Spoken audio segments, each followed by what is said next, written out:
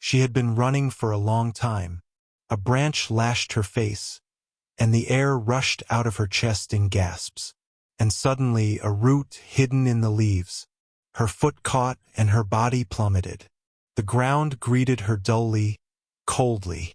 Dirt in her hair, blood on her lips. The moon looked down, like the pale eye of a witness. She tried to rise, but her leg wouldn't obey. The forest was quiet, too quiet. The silence pressed down like a heavy blanket. She knew this forest. Once, when the trees hadn't yet whispered her name. Now every sound seemed alien. The rustling of branches turned into quiet words. Stay. As if someone had spoken right next to her ear. She turned around and saw only fog, white like the breath of the dead. A light flickered in the distance, reddish, dim, like a candle flame underwater. She walked toward the light, limping, feeling the earth shift with every step. The light grew closer. It was a house, old, crooked, sunken into the ground, as if it had grown here along with the trees. Smoke billowed from the chimney, so someone was there. She knocked 3 times. Quietly, the door creaked and opened of its own accord. A man stood on the threshold, thin with gray skin, as if ash had settled on his face. His eyes were empty, but attentive. "Help," she whispered. I'm lost." He didn't answer. He only nodded slowly. "Come in." The place smelled of metal and burning. The red light came from an old lamp, its glass splattered with something dark. The man sat her down on a chair, got water, and cleaned the wound. His hands were cold but soft. "What happened?" he asked quietly. She lied. She said she was just lost. He smiled. "You can only get lost where you're wanted." She sat motionless. The shadows from the fire moved on the walls, as if they had a life of their own. One of them, her own, suddenly twitched, though she hadn't moved. The man stood by the stove, and his shadow was larger than it should have been. It moved differently, lingering like a reflection in a dream.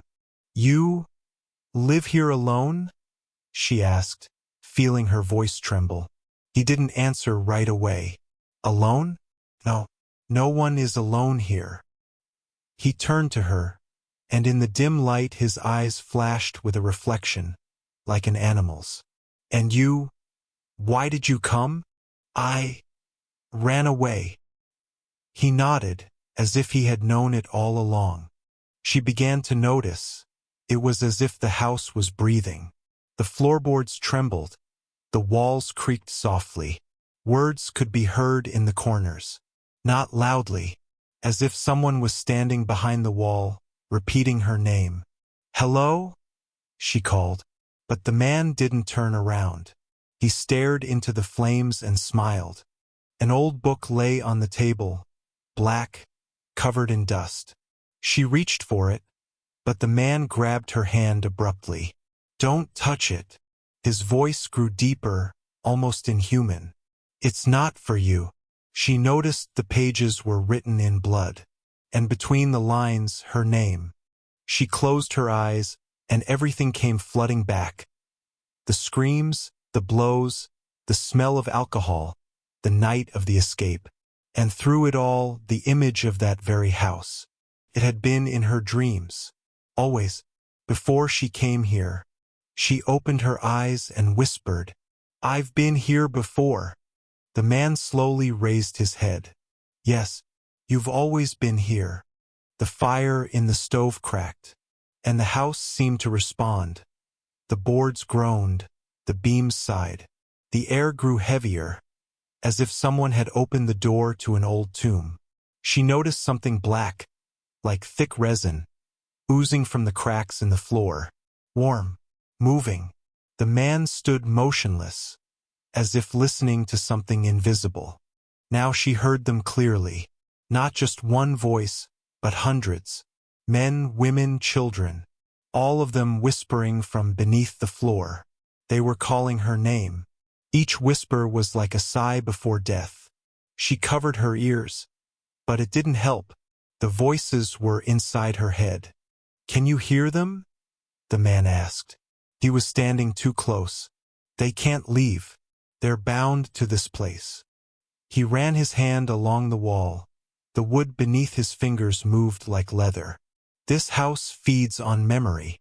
She looked into his eyes and saw herself there. Many of herself, all dead.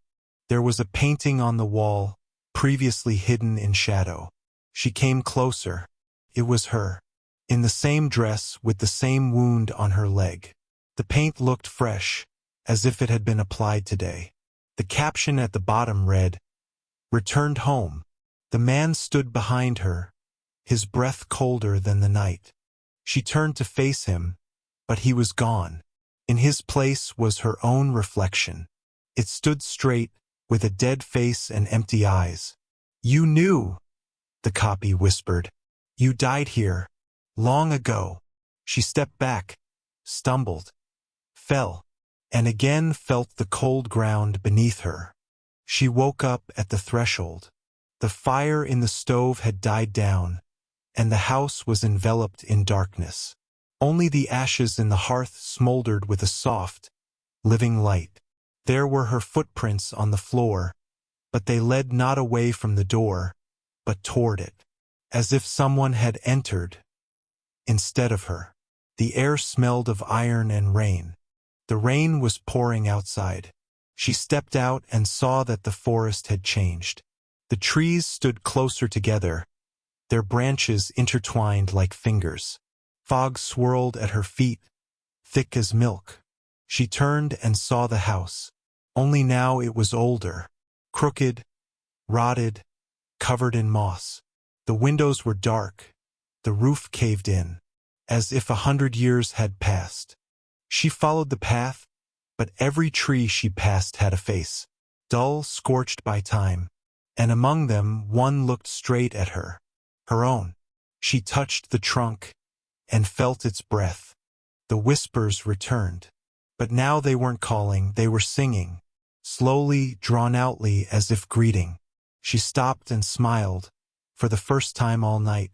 She realized there was nothing left to resist. She wasn't lost. She had returned. The forest became quiet again. The house stood motionless, as if waiting. The door stood open. Inside, in the shadows, a female figure flickered.